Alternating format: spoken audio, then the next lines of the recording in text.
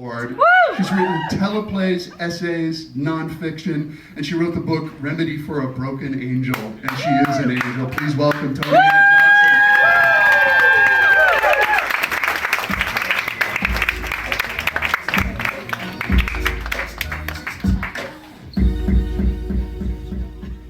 Thank you. Thanks for having me. Thank you, Natasha. I'm going to read a story called Time Travel. 21 years later, I'll run into you outside the PATH station in Hoboken, in front of the wide green awning that leads down to the trains. Sounds of rumbling below and the din of chatter swirling. You'll yell my name above the noise, saying it like a question, as if you could actually be unsure that it's me. I'll turn and totter on the top step just in time. Seconds later, I'd be swept into the stream of bodies flowing to the tracks. It'll be shortly after 5 p.m.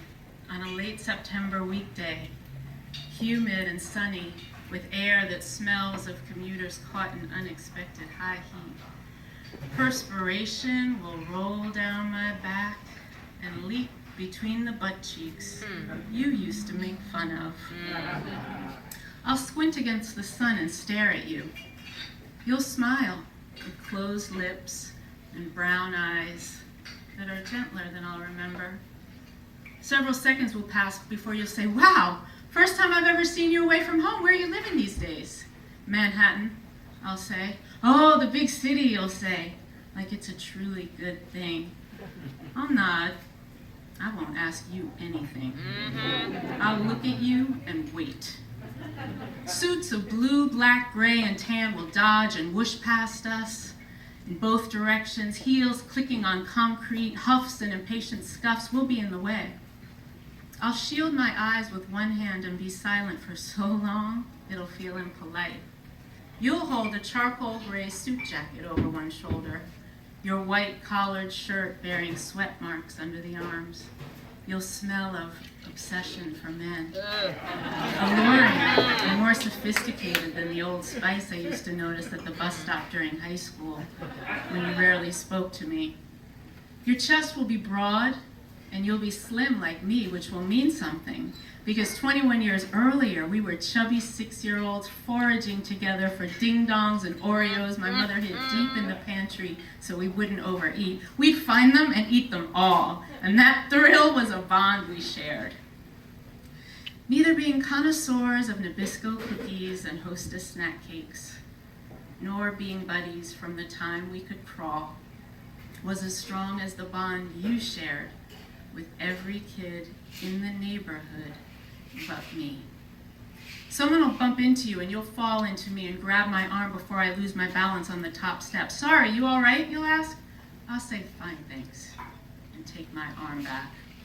That day, 21 years after I lost you, I'll be wearing a tomato red kufi, an African hat, atop unapologetically kinky hair, wild kinks I tamed the soul out of when I lived across the street from you, hoping straight hair would make me pretty and more like everyone else.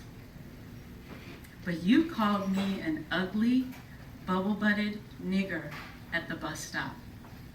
Elementary school became junior high, which turned into high school, and I barely existed. You had all those years to speak to me. That day, I wonder, why now? I'll have on black chunky boots and a dress that's lime green like Lifesavers candies. Red, black, and green are Pan-African colors, and I'll wear them because at the time I'll be mad and militant, saying fuck you to you and everyone else from home who said my color, my hair, and my big butt made me ugly. That day at the PATH station, it won't matter to me that you were only a boy when you said those things. I won't smile. I won't be warm.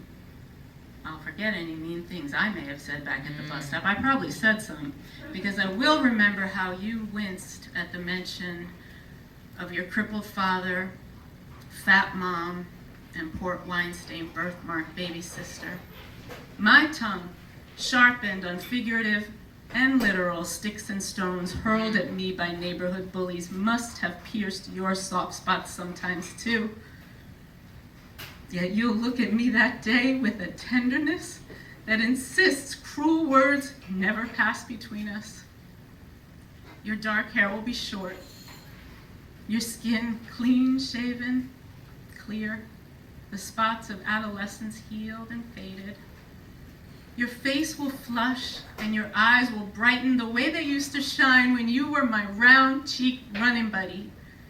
You'll look deep into me with such warmth that against my will, you'll begin to melt the glaciers that numbed me inside.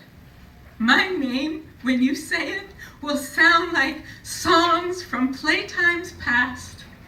In your eyes, I'll catch a glimpse of us singing on swings, flying above the grass where we found four-leaf clovers.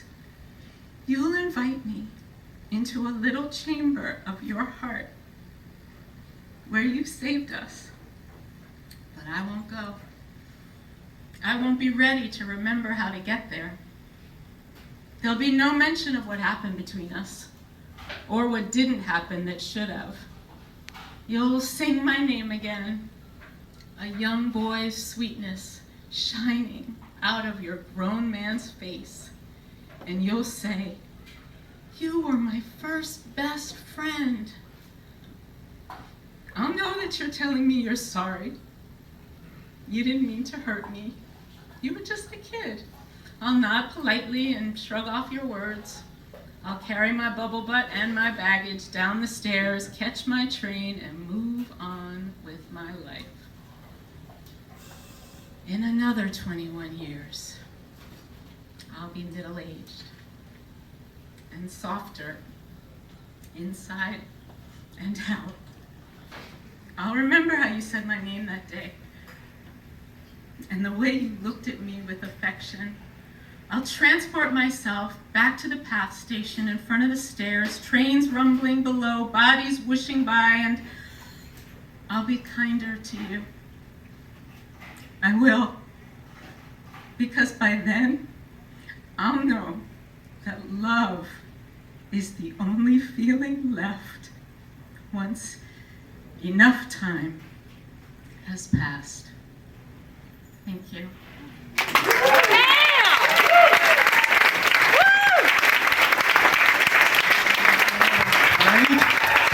Toni Ann Johnson.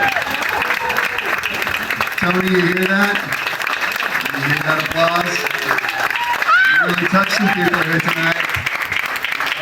Oh, God. The courage of our